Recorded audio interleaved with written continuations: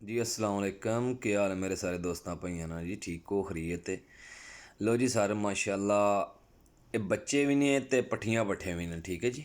बच्चे भी ते पट्ठियां पट्ठे ने माशाल्लाह। टोटल है जे ये माशाल्लाह 14 पीस। अच्छा जी, जेड़ा भाई भी लेगा इंशाल्लाह ताला भाई मेरा याद करेगा। बच्चियां ने बॉडी स्ट्रक्चर चेक कर लेने और इन्हां दे जोड़ पर ते उड़ान दी गारंटी है इंशाल्लाह ताला 110% उड्डणगे। और उड़दे भी ने माशाल्लाह, बहुत कमाल दे जोड़न लगे और माशाल्लाह इन्हां दा जेह्ड़ा रिजल्ट है माशाल्लाह बहुत कमाल दा है।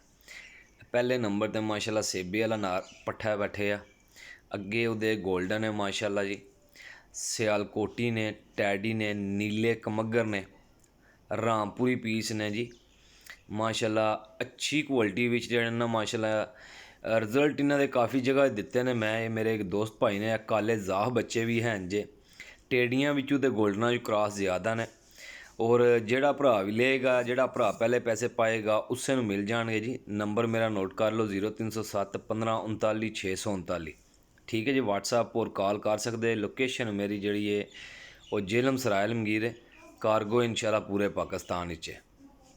ए माशाल्लाह पिपलां वाले च बने देसी बच्चा ते बहुत ही कमाल दा, सब तो ज़्यादा इंशाल्लाह रिजल्ट देगा। बाकी सारे बच्चे अच्छे ने, पट्ठियां पट्ठे ने 5-5 4-4 6-6 पर दे। जेह्ड़ा भरा इंटरस्टड होया इन्हां च ओह् इंशाल्लाह भाई मेरे नाल राबता कर लैना। चीज़ अगर माड़ी होई भाजी काबले तवाद वापसी होएगी। कीमत इन्हां दी मुनासिब जी होएगी, जेह्ड़ी कीमत लानी है दोस्तों मैं लैनी ओफे ही है, ठीक है जी। 1200 रुपये पर, 1200 रुपये पर लब्भणगे। ते जेह्ड़ा भरा भी इंशाल्लाह जिस भरा नूं जरूरत है वह भरा मेरे नाल राबता कर लियो जे। डिटेल सारी मैं मुकम्मल भाइयों नूं दे दित्ती है।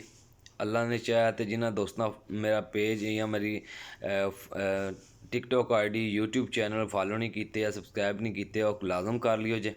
इंशाल्लाह आने वाली नैक्सट वीडियो भाइयों नूं मिल जाएगी जी, ठीक है। टोटल 14 पीस ने, 1200 रुपये पर ने, ठीक है। YouTube channel Ibrahim pigeon point और टिकटॉक ID सुल्तान पिजन। दूसरा जनाब मेरी जड़ा के ना है पेज है वो इब्राहिम पिजन पॉइंट जे, फॉलो कर लेना। चीज़ बहुत चंगी है। बाकी एवें दावे करना गलत गल है, लेकिन है कि चीज़ इंशाल्लाह कर कुछ कारकर्दगी दिखाएगी अपनी इंशाल्लाह ताला और अच्छी आएगी। अपने भाई दिओ इजाज़त जी, नैक्सट वीडियो लैके हाजिर होवांगे भाइयों की खिदमत च।